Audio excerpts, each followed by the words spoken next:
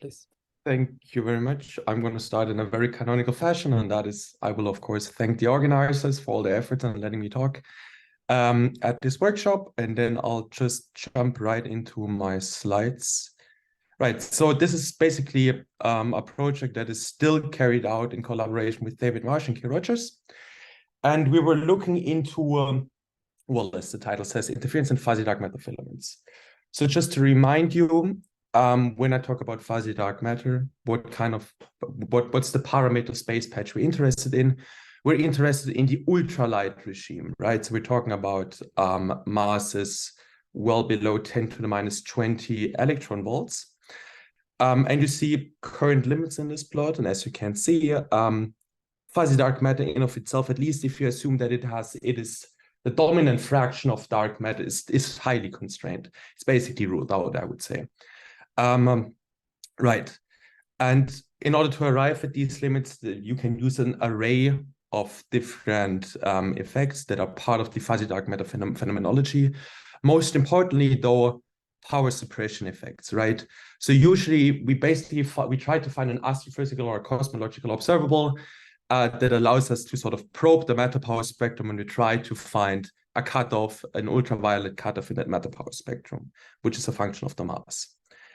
Right. Now, what we were trying to do in this project, or at least try to make initial steps towards that goal, is to come up with a limit based on interference effects alone. And we were particularly interested in interference in filaments. So let me quickly go through the ultralight dark matter phenomenology again. As I said before, most importantly, we have suppression effects, which is unfortunately degenerative form dark matter. So what you see on the right-hand side is just a volume rendering in a fuzzy dark matter simulation, a cold dark matter simulation, and just by visual inspection, as you guys obviously know, in the fuzzy dark matter case, you just have less structure. Right, but if you start to zoom in into the constituents of the cosmic web, there's just more stuff going on. Inside of the halo, for instance, you usually form solitonic cores. These solitonic cores are embedded into an interference background. But also outside of the halos, there's interesting physics happening, in particular in filaments. So in filaments, you find very non-transient interference fringes, which you see here in this snapshot.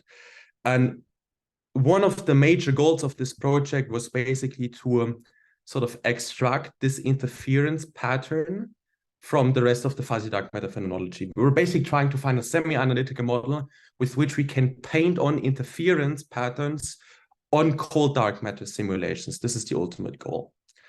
And before I show you how this is done, I will show you the result.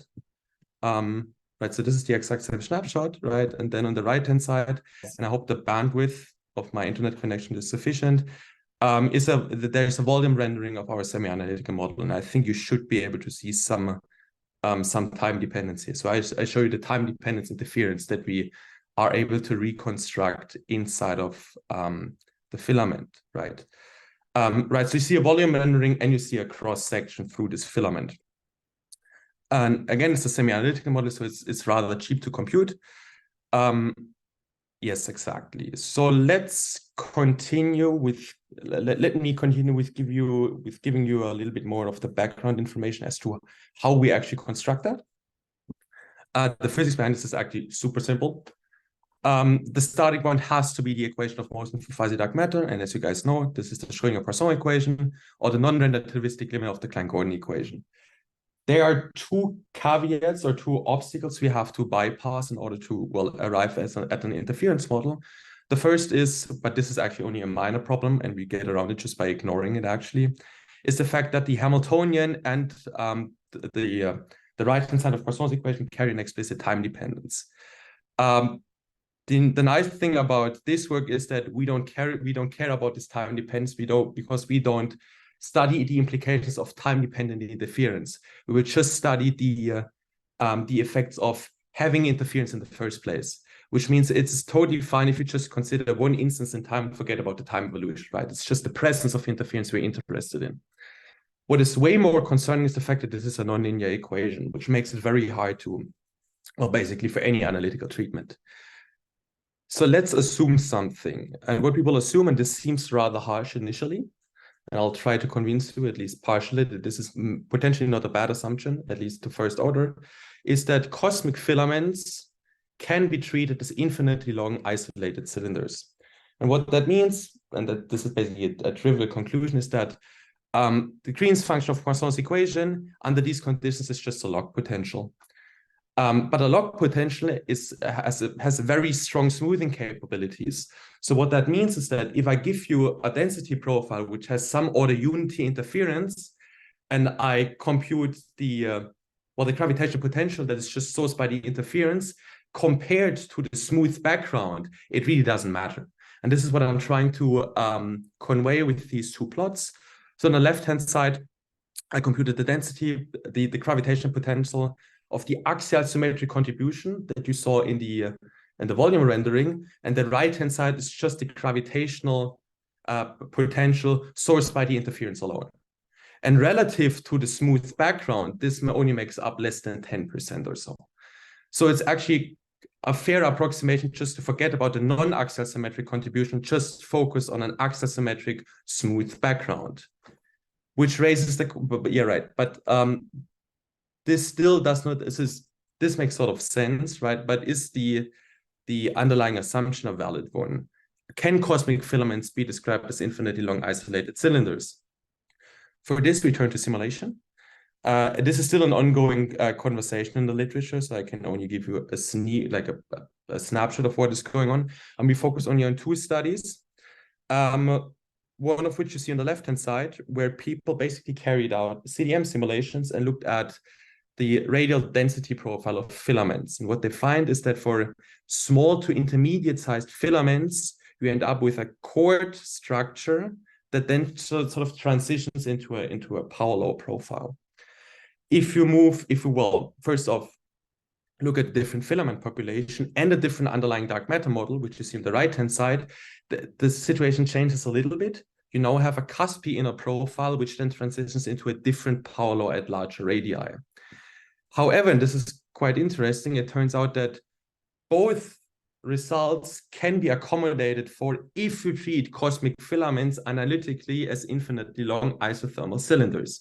You just go back to Jean's equation, you solve it based on this assumption, and you find an analytical model that can accommodate both density profiles depending on the anisotropy parameter that you just impose. Right, so we end up with a two-parameter model that depends on the velocity dispersion and the anisotropy. And depending on how we treat these parameters, we can accommodate for both scenarios. So what we did is we just adopted this as our background model, and we just do linear algebra essentially. We replaced the right-hand side of Poisson's equation with that axial symmetric background model, which basically turns the entire problem into a linear problem, which we can solve trivially. We just compute the eigendecomposition of our Hamiltonian.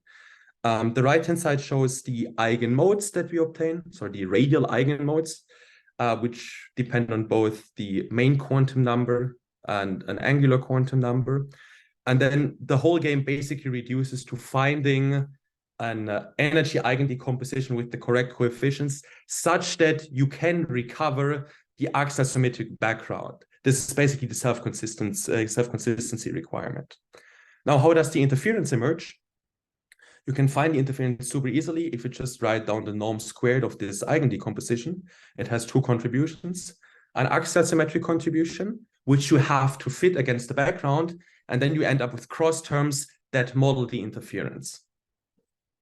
Right, so what is left to be done is to find the correct coefficients A and L. Now, this is a part which I will not talk about now. This is essentially the secret sauce of this model.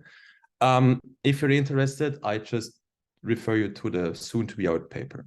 Instead, we will look at results. So what you see what we will do now, we will just look first of qualitatively what happens if we tweak the parameters that go into the background model.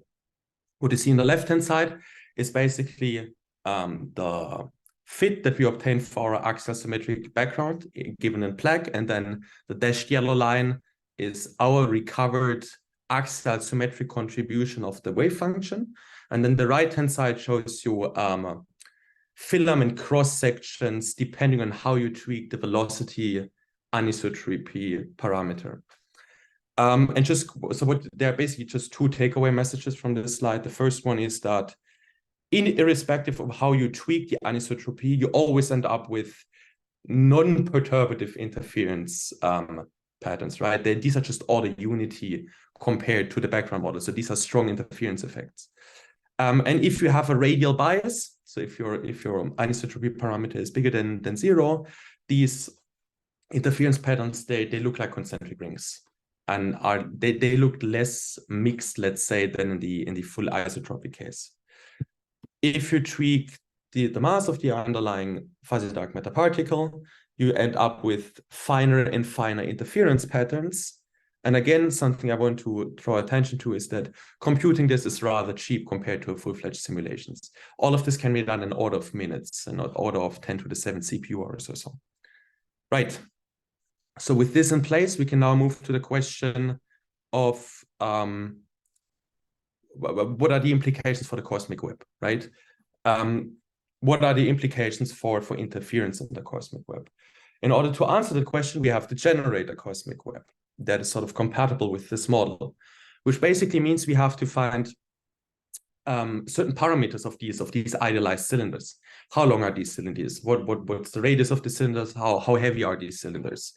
In other words, what we need to compute basically is the fuzzy dark matter filament mass function, which can be done rather easily. This is textbook cosmology, so I will not go into detail about this too much. The point is basically that you run a bunch of ellipsoidal collapse studies, because you can also define a filament as an ellipsoidal overdensity that has collapsed in two directions, basically, and not in the third direction. And then you map this collapsed ellipsoidal geometry onto the cylinder. Another key output quantity of the ellipsoidal collapse is, of course, the so-called barrier shape, which you then plug into excursion set, and you end up with the filament mass function that you see on the right-hand side. I should point out that nothing on the slide has to do with interference, right? Nothing. The only fuzzy dark matter effect that enters into the filament mass function is, of course, that there's small-scale suppression, and you see that at the low mass end of the filament mass function. And then the idea in order to construct this toy cosmic web is super simple. You just sample the filament mass function that gives you a bunch of masses, which determine the initial conditions of the ellipsoidal collapse that you then run. And then from the final set of the ellipsoidal collapse model, you can basically start populate cylinders. So for instance, the length is just given by the length of the non-collapse principal axis. Well, you know the mass from the filament mass function. The geometric mean of the collapsed two principal axes can be used as a sort of the scale radius of your cylinder. So long story short, what you can do is you can construct a toy cosmic web, a very idealized cosmic web, which is in the right-hand side. So this is a rather small box, 2 megaparsecs on each side, but sufficient resolution so that we're able to basically resolve everything down to the Heisenberg uncertainty principle, which we'll see in just a second. So we should be able to explore the full physics that can be seen within the bounds of this model. Right. So let's look at the matter power spectrum, for instance. And I have to apologize right from the beginning, because 5 minutes before the talk started, I was messing with this plot, and now you cannot see what is happening for a mass of 4 times 10 to the minus 22 electron volts. Rest assured, what I will tell you for lower masses also holds true for higher masses. You just, I guess you have to believe me. Right, and there are a couple of interesting things happening. The first thing I want to draw attention to is that there's actually an interference-induced power boost before you hit the suppression scale. So that's the first thing. The second thing is we fully understand, of course, the physics behind the suppression scale. It's the scale that is set by the Heisenberg uncertainty principle. You could also say this is sort of the nonlinear extension of the gene scale that you know from linear theory. So what you do in order to get these vertical dashed lines is you literally go back to the wave function, which you have at hand, and you compute the uncertainty of your momentum operator, and you plug that uncertainty into the Heisenberg uncertainty principle, which determines the spatial scale that you see right here. And that fits rather nicely. Right. Far more interesting though, and this is still something I'm working on, is what is the interference length scale, right? So what is the length scale at which the fuzzy dark matter power spectra start to depart from the cold dark matter power spectrum? What is the mass dependence of the scale? It is rather clear that this length scale has to be set by the de Broglie wavelengths, but what is not clear is what the characteristic velocity is that enters the de Broglie wavelengths here. I think it should be this. So this is basically the velocity dispersion that is that you find for Schrödinger-Poisson if you map Schrödinger-Poisson to a phase space picture by means of the Wigner transformation, and you then deduce the moments of that equation. Then you end up with, well, this equation for the velocity, for the trace of the velocity dispersion tensor, which is the characteristic velocity in this steady state model. Remember, we don't have any matter falling into our filaments. So these filaments are not in-fall matter dominated. So the de Broglie wavelength should not, in this case at least, in this case, it should not be, the characteristic velocity should not be the bulk velocity of matter flowing into the filaments because there is no inflow. The issue with that is that there's no guarantee that this is a positive quantity. You can get around it by additional smoothing, but it's something I still need to do. Right, so I will leave you with a to-do list of what has to be done. One is, as I just said, what sets the interference length scale in this matter power spectrum, and then what are the implications for Lyman alpha? When we construct limits based on Lyman alpha, we look for a cutoff in the matter power spectrum, right? Now, strangely enough, we now realize an interference-induced power boost, which seems sort of opposing to the idea that we look for a cutoff. And I'm not saying that like what I told you is able to bypass these bounds.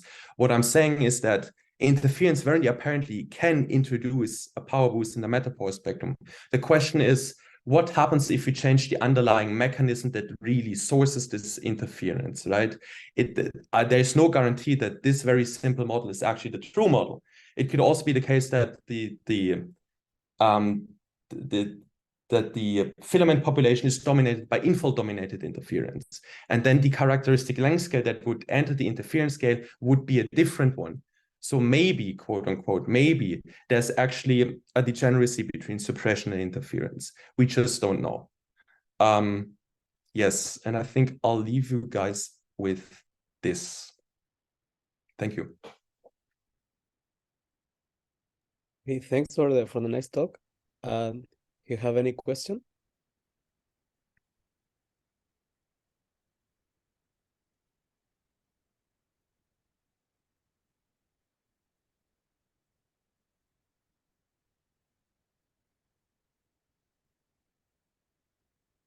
So have you thought about some phenomenological implication of this? Yes, I mean, well, so for filaments, so let's say you go beyond Lyman alpha, you want to look at something else. Let's say you want to look at lensing, for instance. Then I'm pretty sure that the current version of our model is not able to have any implications for lensing maps, for instance, because remember, the way we treat our filaments is that the dynamics in each cross-sectional plane is essentially independent of every other cross-sectional plane. So if you would actually, let's imagine you look through a filament, then you basically take by construction the ensemble average of all these cross-sections, so the interference would actually average out. So you would not be able to see this. But again, so the only phenomenological consequence I can think of right now, if you stick with this model, would be Lyman alpha. But it's just a matter of how these length scales actually compare to each other.